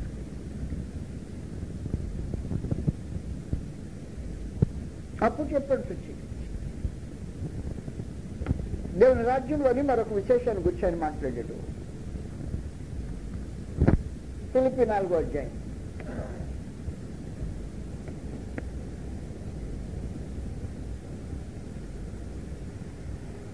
మీరు చింతించకుండా మీకు కావలసిన మేటో ప్రార్థన విజ్ఞాపన చేత కృతజ్ఞతాపూర్వకంగా మీ విన్నపములు దేవునికి తెలియచేసుకుంటే అప్పుడు నీకు ప్రమోషన్ వచ్చింది. ఆంధ్రాలో ఎమ్మెల్యే వాళ్ళ ఇంటి ముందు పోలీసులు వాళ్ళు కాపలా ఉంటారో లేదో నాకు తెలియదు. ఉంటారా? ఇంటి ముందు కాపలా వేస్తారా? ఎమ్మెల్యేకి వేయరు. మినిస్టర్కి వేస్తారా? మా ఊర్లో మినిస్టర్కి వేస్తారు. మినిస్టర్ ఇంటి కాడ పోలీసు డ్రెస్సులో ఉండి తుపాకి పట్టుకుని డ్యూటీ చేస్తుంటాడు. రోజంతా ఎవడో ఒకడు ఉంటాడు మొత్తానికి సెంట్రీ. ఏమంటే మినిస్టర్ దగ్గర నుంచి ఎమ్మెల్యే దగ్గర నుంచి మినిస్టర్కి ప్రమోషన్ వచ్చింది. ఈ ప్రమోషన్ వచ్చిన కారణాన ఎమ్మెల్యే ఇంటి ముందు లేని పోలీసు అతడే మినిస్టర్ అయితే ఇంటి ముందు పోలీసుడు వచ్చాడు. కానీ మహాదేవుడు ఏం చేస్తున్నాడంటే, నీకు మాత్రం ఈ ప్రమోషన్ వచ్చిందంటే నీ ఇద్దరు పోలీసులు కాపలా పెడతానండి. ఏం చేస్తే మళ్ళీ చదువుతాను, ఏం చేస్తేనో.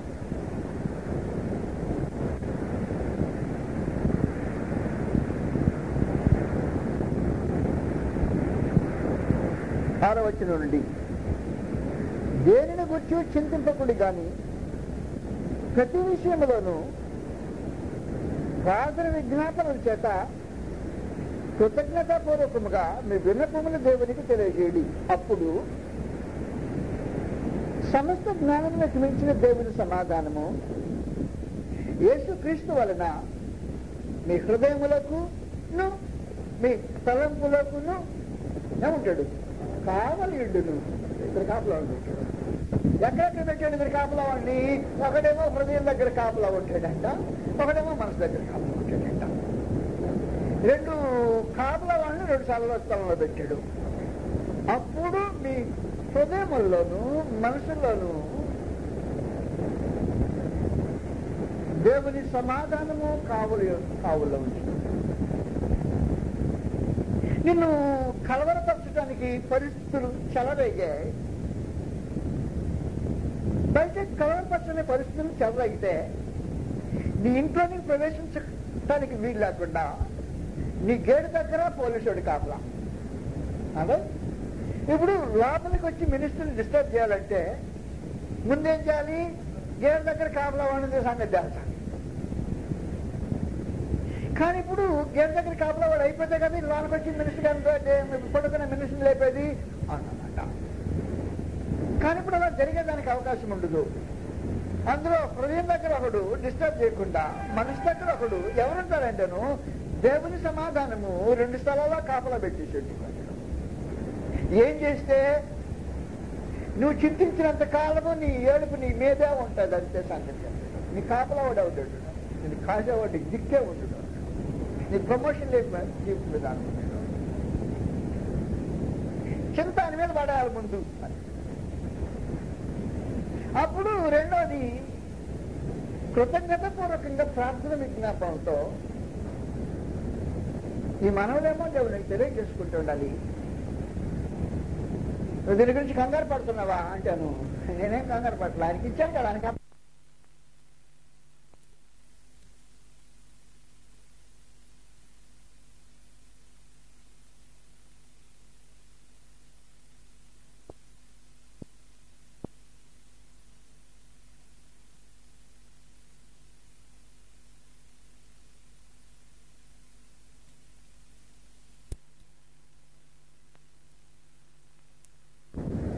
అప్పుడు రెండోది కృతజ్ఞతాపూర్వకంగా ప్రార్థన విజ్ఞాపనతో ఈ మనవులేమో దేవునికి తెలియజేసుకుంటూ ఉండాలి. నువ్వు దీని గురించి కంగారు పడుతున్నావా అంటాను. నేనేం కంగారు పడలే, ఆయనకి ఇచ్చాను కదా, ఆయనకి అప్పగించాను కదా. నేను కంగారు పడటానికి ఏమున్నది అనే నీ విశ్వాసానికి ఏం చేస్తుందంటే నీ మనసులో అక్కడ కావాలండి దేవుని సమాధానంతో కావాలండి. నీ హృదయం దగ్గర ఒకటి కావాలండి. నీ హృదయము కలవరపడ చెందటానికి అవకాశం లేని పరిస్థితులు అప్పుడు నీ మనసు కలతపడకుండా ఉండే దానికి వరకు ఒకటి చూసా. మనిషిని ఏంటి దిగులుగా ఉన్నావు? కావలి వాడు లేడు అందుకని దిగులు. కావలి వాడు లేని అనుభవం మీరు ఎప్పుడైనా అనుభవించారా? ఎప్పుడు దిగులు పడ్డారా? మీకు దిగులు ఎందుకు వచ్చింది? కావలి వాడు లేకపోతే దిగులు వచ్చింది. దేవుడు ప్రమోషన్ నీకు ఇచ్చి మినిస్టీరియల్ స్టేటస్ ఇచ్చి నీకు హృదయం దగ్గర ఒకడిని మనసు దగ్గర ఒకడిని కాపలా పెట్టాలని ఆలోచన చేస్తే నువ్వు ఆయన సంకల్పానికి అంగీకరించితే కాదు. వాస్తవానికి నా బాధ లేదా నేను పడతాను లేవయ్యా అనే మనసుతోనే మనుషులు జీవితాన్ని క్రీస్తు యేసులో కొనసాగించడము దేవునికి అంగీకారం కాదు. అది క్రీస్తు యేసు నుండి జీవించే జీవిత విధానం కాదు. నీ బాధ లేదో నువ్వు పడతానయ్యా అనే పరిస్థితి దేవుడు అని రాజ్యంలో కలిగించుతల్లా. అది దేవుని రాజ్యం యొక్క వాతావరణం కాదు.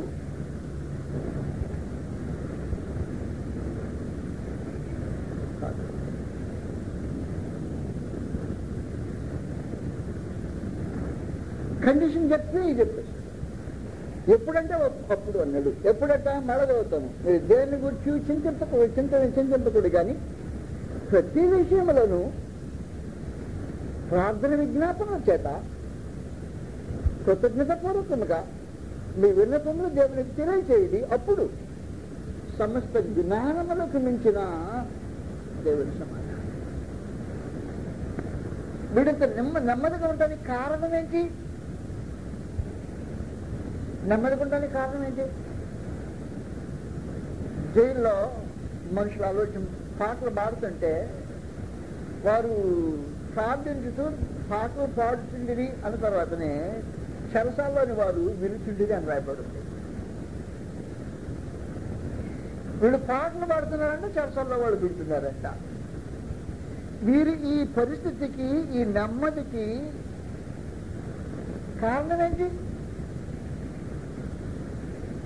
దెబ్బలు తిన్నా దెబ్బలు లాగుండా,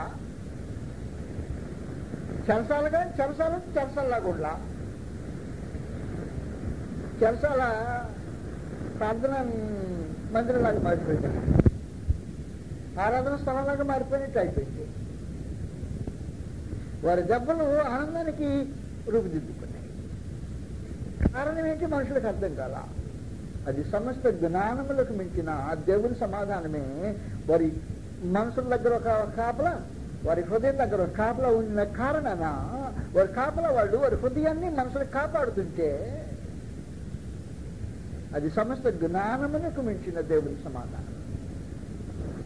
దేవుడి రాజ్యంలో అలాంటి వాతావరణం అనుగ్రహించడానికి దేవుడు ఇష్టపడి అలాంటి వాతావరణాన్ని సృష్టించి పెట్టడం నువ్వు అనుభవిస్తున్నావా? దేవుని రాజ్యంలో ఉంటూ దేవుని రాజ్యపు వాతావరణాన్ని అనుభవించిన మనుషుల సంగతి నేను ఏం చెప్పమంటావు?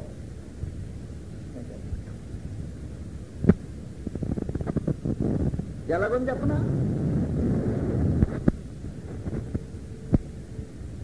ఎండుగడ్డి మీద కుక్క పడుకునిస్తుంది.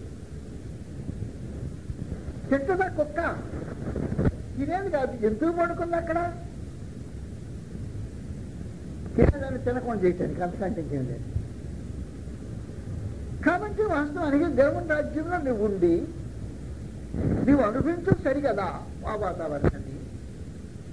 అనుభవించేవాడిని అనుభవించకుండా నీ పరిస్థితి వలన ఇబ్బంది కలుగు చేసి ఈ వాతావరణం ఎప్పుడు మారుతుందో తెలియదు. వాస్తవానికి మహోన్నతుడు దేవుడు ఆ రాజ్యమైన భూమి మీద స్థాపించి అయిపోయిన తర్వాత ఆ రాజ్యానికి సంబంధించిన వాతావరణము ప్రత్యేకంగా ఉంది. దేవుడు రాజ్యంలో ఉన్నానని చెప్పుకుంటూ వాతావరణం చూడలేని వాడు ఎక్కడున్నాడని చెప్పండి. నేను ఇప్పుడు ఎక్కడున్నాడు? అందువల్ల మనం జాగ్రత్తగా సంగతి ఆలోచించాల్సిన అవసరం ఉంది. దేవుని రాజ్యంలో మనకేమనిపించబడింది? నీకు కావలి వాడి ప్రమోషన్ వచ్చి కావలి వాడిని పెట్టే ప్రమోషన్ వచ్చిందా? ఆ ప్రమోషన్ పొందిన వాళ్ళకి మాత్రమే కావలి వాళ్ళు ఉంటారు. ఎక్కడ ఉంటారు? హృదయం లోపల ఉంటాడు, మనసు లోపల ఉంటాడు. పౌలుకును బర్నబాకు ఉన్నారు అనుకో సపోజ్లో, పౌలుకు శీలకు ఉన్నారు అనుకో సపోజ్లో, లేకపోతే పేతురు యోహాన్లో కొన్నారు అనుకో సపోజ్లో. ఎవరున్నారంటేను వాళ్ళు కాపలా వాళ్ళు ఉన్నారు. చెంపి అవత తీసిరేసి అదేదో నువ్వు పడు మాకు మా బాధలో, మా పని మేము చేయని. ఏం పని అంటాను? మేము విన్న వాటిని కన్న వాటిని చెప్పకు మానలేము, కంటాలంటాను అయినా మానలేము. ఏం చెప్పి ఎలా మాట్లాడతాను చెప్పమానండి అని. నీకేమీ దీని గురించి దిగులు లేదా? నీకు కనీసం సిగ్గు లేదా అంటాను. ఆ సిగ్గు దిగులు ఆయన డిసిరేసాము అని చూసుకుంటాడు. ఆయన డిసిరేసాము అన్నట్టు. ప్రమోషన్ వచ్చింది, హృదయంలో తలంపులో కావలి అనుభవించుతున్నారు మనుషులు, మనం అనుభవించట్లా. అదే వ్యత్యాసం.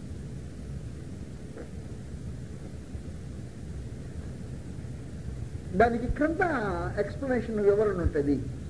కారణమేమో మెట్టుకు సహోదరులారా, ఏ యోగ్యత అయినను మెప్పైనను మనం చూసేది వెంటనే భూమి మీద ఏమిటి మేలైనది అనిపిస్తాం.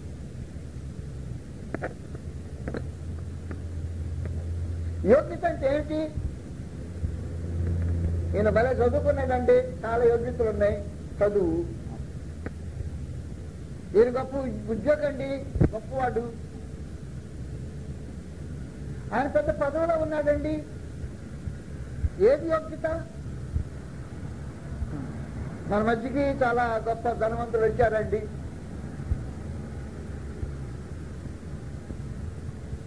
నీకు ఈ భావన కలగకపోవడానికి కారణం చెప్పడం. యోగ్యత అనేది నీ దృష్టిలో ఏది? వాళ్ళు మంచి ధనవంతులేనండి, మంచివాళ్ళు, గొప్పలు.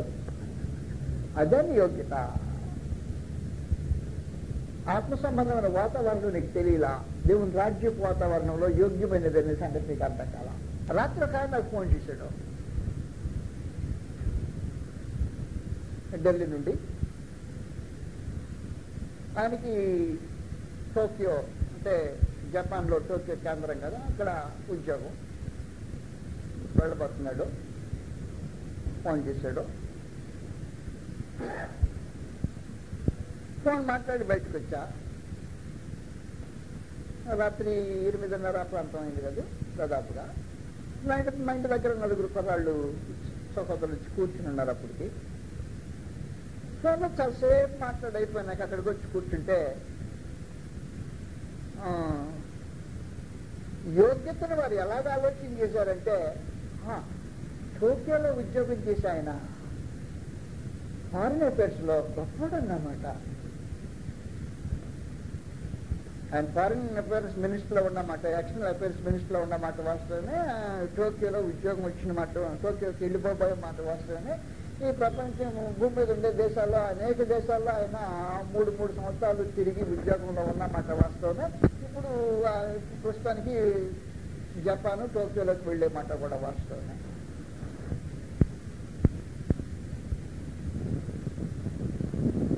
కానీ మనుషుడు కట్టే యోగ్యత ఏంటి? ఏం ఉద్యోగమయ్యా జపాన్లో అనుకుని ఊరించుకుంటా మనిషి వినేవాడంటేనే ఏ యోగ్యత అయినా నువ్వు ఉండిన ఎడలా రాజ్యపు వాతావరణాన్ని మార్చేస్తుంది. దేవుని రాజ్యపు వాతావరణంలో యోగ్యమైనది వేరే వాటిని చూపించడం.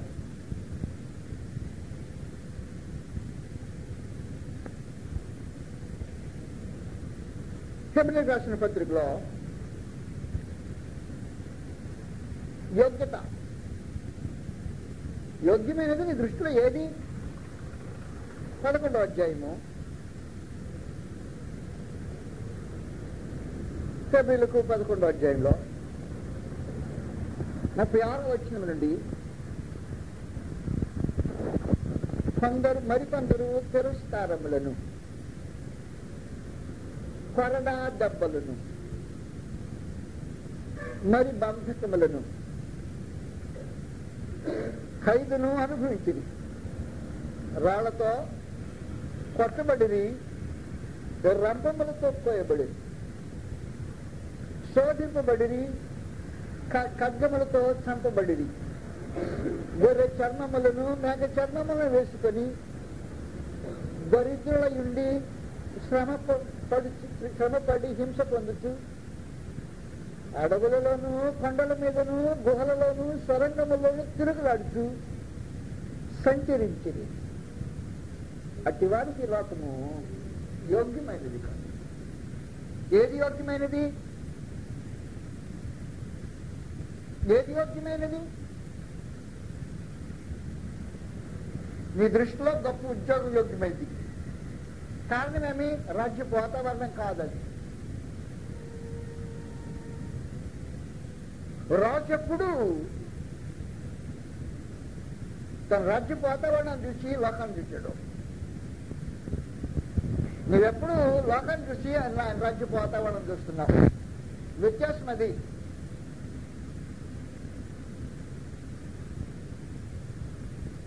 ఇశ్రాయేలు మనసులో సొలొమోను రాజ్యమును గురించి ఉన్నదని సంగతి మీకు తెలియజేశాను. సొలొమోను ఇశ్రాయేలులో మహాగండ రాజు అనే సంగతి నిరక్షేపమైంది. భౌతికంగా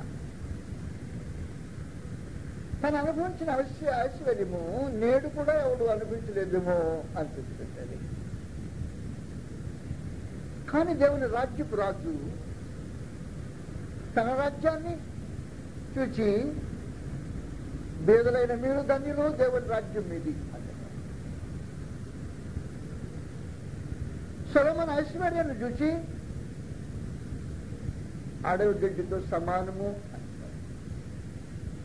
కొంచెం కావాలంటే తక్కువే అంటారు. దాన్ని నువ్వు కాబట్టి యోగ్యతను నీ కళ్ళు చూసేదేంటో నాకు తెలియలా. దేవుని రాజ్యంలో యోగ్యత అయోగ్యత అనే దానికి అర్థం ఉంది. నీకు అర్థం కాకపోతే నేనేం చెప్పలేను నీకు మీద.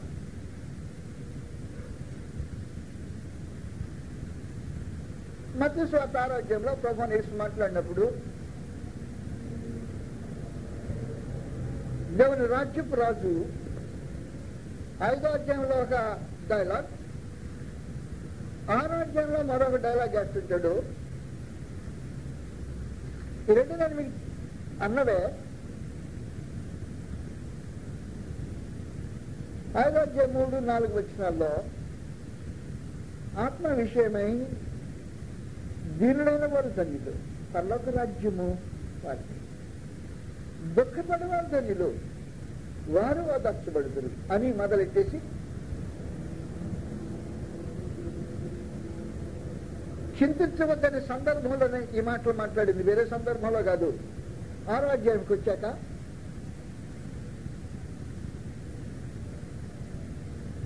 మీలో ఎవడు చింతించుకోవడం తన ఎత్తుమూళ్ళు ఎక్కువ చేసుకోనగలదు, అది 27వ వచనం, 6వ అధ్యాయం 27వ వచనం. వస్త్రం గురించి మీరు చింతింపునేలా అడవి పూలు ఎలా వెతుకుతున్నవో ఆలోచించుది. అవి కష్టపడవు వాడకు, అయినను తన సమస్త వైభవముతో కూడిన సొలొమోను ఒకదాని వలన వీటిలో అలంకరించబడ్డాడు. వీటిలో ఒకదాని వలనైనా సొలొమోను అలంకరించబడలేదు. వీటికి అలంకారం ఎక్కడి నుంచి వచ్చింది? సొలొమోనుకి అలంకారం ఎక్కడి నుంచి వచ్చింది? సొలొమోనుకి పైన వేసుకుంటే వచ్చింది, వీటికి లోపల నుండి వచ్చింది. సొలొమోను శరీరం గడ్డే, అవి గడ్డే. కారణం ఏమంటే సర్వశరీరులు గడ్డిని పోలిన వారు. సొలొమోను శరీరం ఎంత గడ్డో అడవి పువ్వు అంతే గడ్డి. కానీ రెండు గడ్డుల్లోనే వ్యత్యాసం ఏమంటే సొలొమోను గడ్డికి పైన అలంకరించుకోవాలా, అడవి గడ్డికి లోపల నుంచి అలంకారం వస్తుంది. వ్యత్యాసం అది. ఇంక ఏం చెప్తాడు ఇక ఆయన విలువల గురించి మాట్లాడమంటే, ఏం యోగ్యమైనదో అని కృష్ణబాబుని అడిగితేనే ఏమంటాడు? యోగ్యమైంది అది. అమ్మో సొలొమోను బాబో అయినా అది అది లోపం. ఆ రాజ్యం కొరకు నేను రాలా. నేను కోరిన రాజ్యము నా ప్రాణానికి పెట్టి కొనటానికి తగినంత విలువ కలిగిన రాజ్యం. నేను గడ్డి కోసం పెట్టలా ఈ పైకెప్పి ప్రాణం. తెలుసు కదా, 1 పేతురు 2వ అధ్యాయంలో సర్వశరీరులు, 1వ అధ్యాయంలో సర్వశరీరులు 23వ వచనం, సర్వశరీరులు గడ్డిని పోలిన వారు అన్నాడు. శరీరం అంతా గడ్డి లాంటిదే అని. సొలొమోను గడ్డి ఒక రకము, అడవి గడ్డి మరొక రకము. ఒకటి సహజమైన అలంకారం కలిగిన సువాసన సుగంధం కలిగిన గడ్డి, ఒకటి ఒక అలంకారం వేసుకున్నా మురికైపోయి సుగంధం వేసుకున్నా కప్పు పట్టే గడ్డి, రెండో గడ్డి. వ్యత్యాసం అది. ఏది యోగ్యమైనది అన్నాడు ప్రభు అయిన యేసుకు. తనకే సొలొమోను లాంటి సింహాసనం మీద ఈయన కూడా కూర్చుండాలని ఉద్దేశించి, మీకు తెలిసినట్టు యోహాను సువార్త 6వ అధ్యాయం 14వ వచనంలో 15వ వచనంలో బలవంతంగా రాజుగా చేయాలని ఆయన్ని కోరుకుంటే ఛాన్స్ దొరికింది. నేను వేసిన ప్రాణికి పన్నాగానికి మనుషులు పడిపోయారు. మొత్తానికి మనం రాజుని వాళ్ళే అంతటి వాళ్ళే చేసుకోవాలని ఉద్దేశించి సింహాసనం కూర్చుని పెడుతున్నారు. ఆనందించడానికి బదులుగా వద్దు, అది మీ దగ్గరే ఉంచుకోండి. ఇలాంటి మనుషులకు రాజుగా ఉంచడం నాకు అవమానకరం. ఇలాంటి వాళ్ళకి రాజు కాదు నేను. నన్ను రాజుగా కూర్చుని పెడితే నా రాజ్యము మీరైతే నేను గడ్డి రాజ్యం మీద నాకు కూర్చుండేది. మరి శరీరంలో కదా గడ్డోళ్ళు. గడ్డి కోసమో గడ్డిని పోగేసుకోవటం కొరక నేను పనిలోకి నుంచి దిగొచ్చింది. గడ్డిని పోగేసుకోవటం కోసం కాదు. దేవుని రాజ్యపు వాతావరణంలో యోగ్యమైనది ఏదో అది నీకు తెలియాల్సిన అవసరం ఉంది. భూమి మీద ఉన్న ఏది యోగ్యమైనది కాదు. ఆ సన్నిధి రాళ్లతో కట్టుబడి, రంపములతో కోయబడి, గొర్రె చర్మం, మేక చర్మం వేసుకొని దిగంబల్లో, కొండలో, గుహలో, స్వర్ణం తిరిగిన వాళ్ళకి చెప్పేశారు. ఈ లోకము యోగ్యమైనది కానే కాదు. నీ దృష్టికి యోగ్యమైంది అది. దేవుని రాజ్యంలో ఉన్నానంటావు, భౌతికమైంది యోగ్యమైంది అంటావు. ఏ రాజ్యంలో తగలబడ్డావు? సిద్ధాంతంలో దేవుని రాజ్యంలో ఉన్నావా? అనుభూలే కదా. నీకు యోగ్యమైనది దేవుని రాజ్యము కనపడాలి. నీకు యోగ్యమైనది ఆత్మ సంబంధమైనది యోగ్యమైనది అనే సంగతి తెలియాలి.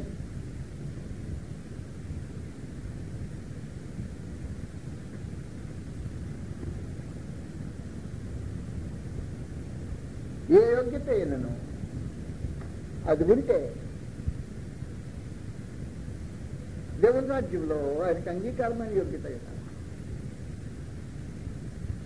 ఆయన వాస్తవానికి ఇప్పుడు జరగాల్సిన పని ఏంటంటే, నీ మనసులో ఉండే విలువలు ఉన్నాయే, ఆ విలువలు మారాలా. నువ్వు మారు మనసు అని చెప్పావు, నేను మారు మనసు పొందానే, బాప్తిసం పొందాను అన్నావు చూసావు, అది చాలా. నీకు విలువలు మారే కాడకి రాలా నీ మనసు. నీ మనసు మారి నూతనం అవుతా ఉంది కదా రూపాంతరం వచ్చేది. రావాల్సిన స్థలం అక్కడుంది. యోగ్యమైనది అది.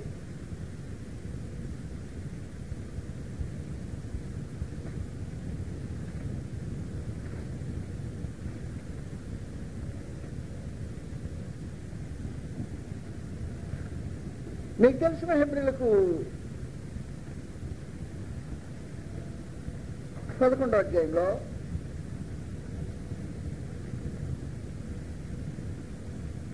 తనకు భూమి మీద ఎన్నున్నా తన దృష్టికి యోగ్యమైనది ఏదో కావాలని చూచిందని కోరుకుంటున్నాడు.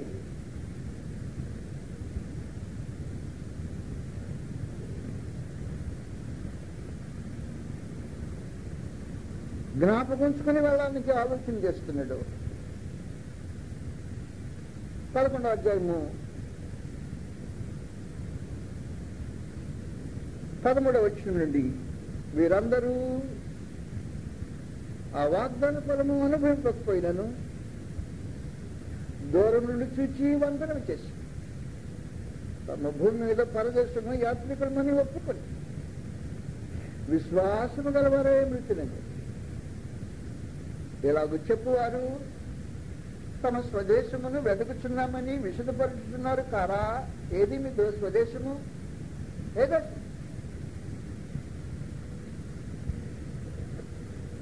అమెరికా పోయేటండి. ఏది స్వదేశం?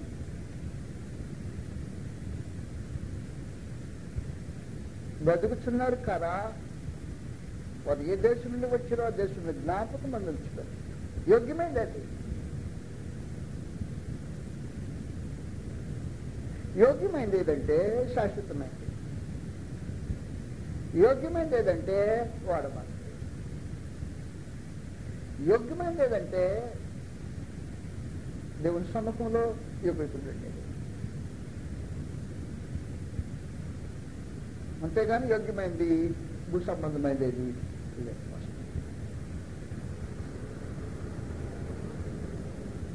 మీకు తెలిసిన మరొక కథని జ్ఞాపకం చేసే సందర్భంలో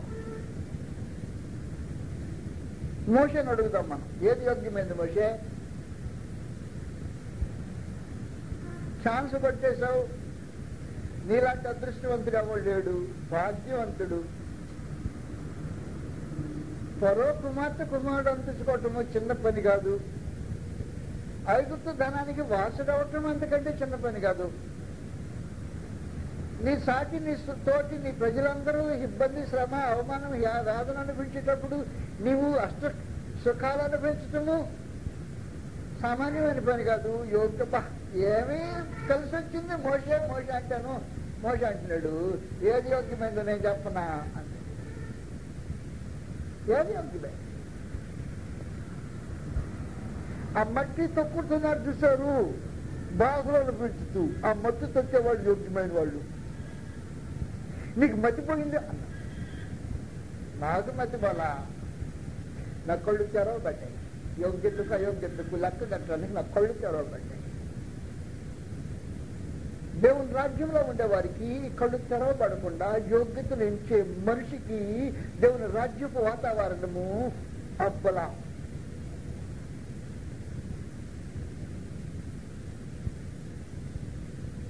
ఆత్మ సంబంధమైనది యోగ్యమైనది అని నీ భావన కలగకపోతే నీ రాజ్యంలో ఉండే నీ అనుభవంలో ఏదో తప్పుంది. నీ గ్రహింపులో తప్పుందో, లేదు నీ మార్పులోనే తప్పుందో, లేక నీ అనుభవంలో తప్పుందో నేను చెప్పలేను. కానీ యోగ్యత అనేది నీ దృష్టికి భౌతికమైందే అయితే there must be something wrong about it. దేవుని రాజ్యం వాతావరణంలో యోగ్యమైంది వేరే. మళ్ళీ వస్తారా? బ్రేక్.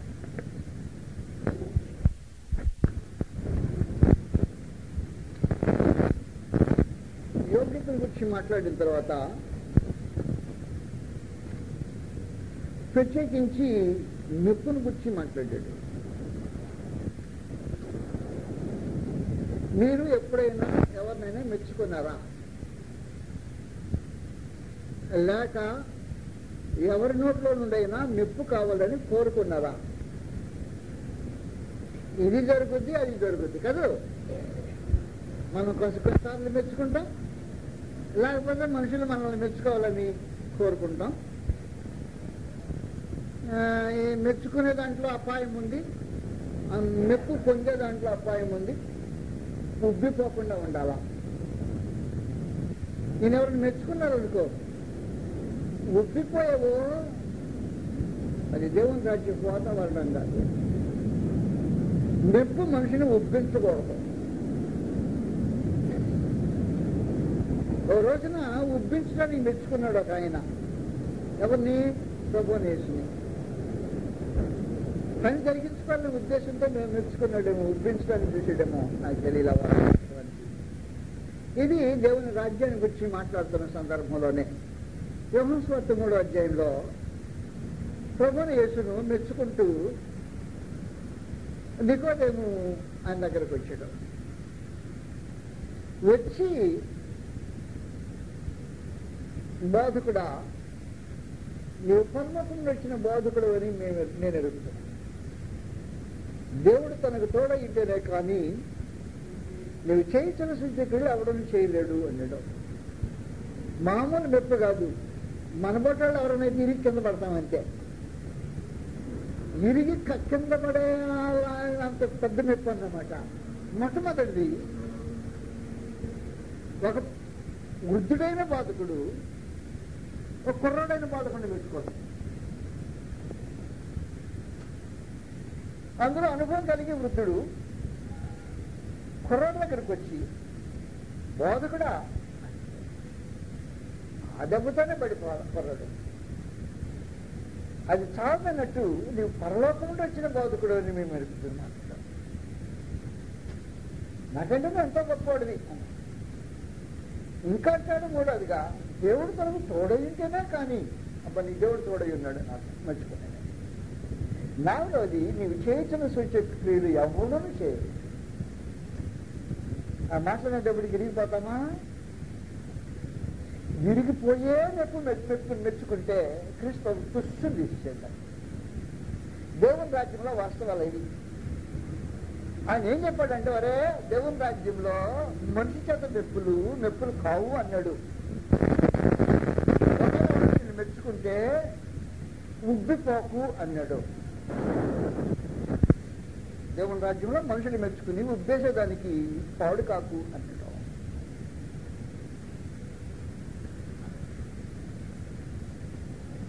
మనుషులకు సహజమైన స్వభావాన్ని బట్టి మనుషులు ఒకరినొకరు మెచ్చుకుంటూ దాంతోనే సంతృప్తి పడే బ్రతుకులు ఉంటాయి. అది దేవునికి విరోధమైంది అని క్రీస్తు ప్రభు తెలియజేశాడు. యోహాను సువార్తలో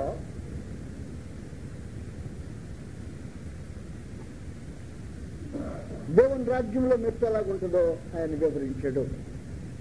5వ అధ్యాయము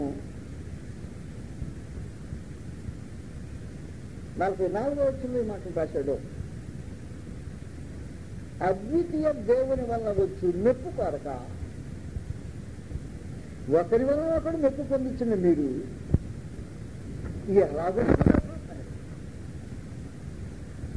ఎవరు మెప్పు కావాలబ్బా మీకు అంటాను. దేవుని రాజ్యంలో దేవుని మెప్పు కావాలా అని. దేవుడు మెచ్చుకునే మెప్పే మెప్పు. దేవుడు మెచ్చుకునేవాడే మెచ్చదగినవాడు. కానీ మీరేం చేస్తారు తెలుసిన? దేవుని రాజ్యపు వాతావరణంలో దేవుని మెప్పు ఉన్నది, దేవుని మెప్పు కోరబడుతుంటది. కానీ దేవుని రాజ్యపు ఒక వాతావరణం బయట మనుషులు ఒకరిని ఒకడు మెచ్చుకుంటుంటారు, మెప్పు పొందుతూ ఉంటారు అని.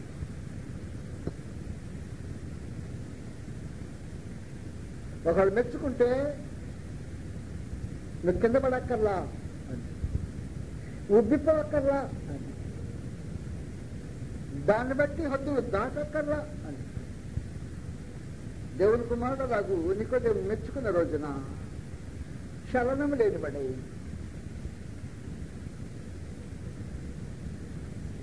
తన మెప్పు వలన ఏమి జరగడానికి వీలు లేని పరిస్థితిలో నిలిచిపోయాడు.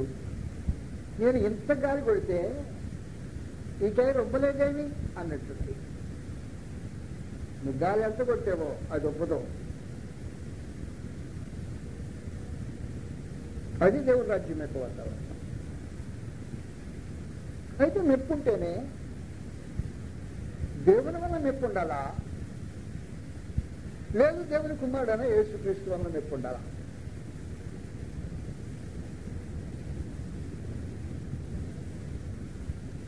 దేవుడు మెచ్చుకుంటాడు. కానీ దేవుడు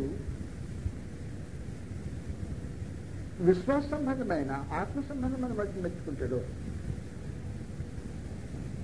దేవుడు కుమారుడు మెచ్చుకుంటాడు. ఆ మెప్పు నీకు అవసరం. వాస్తవానికి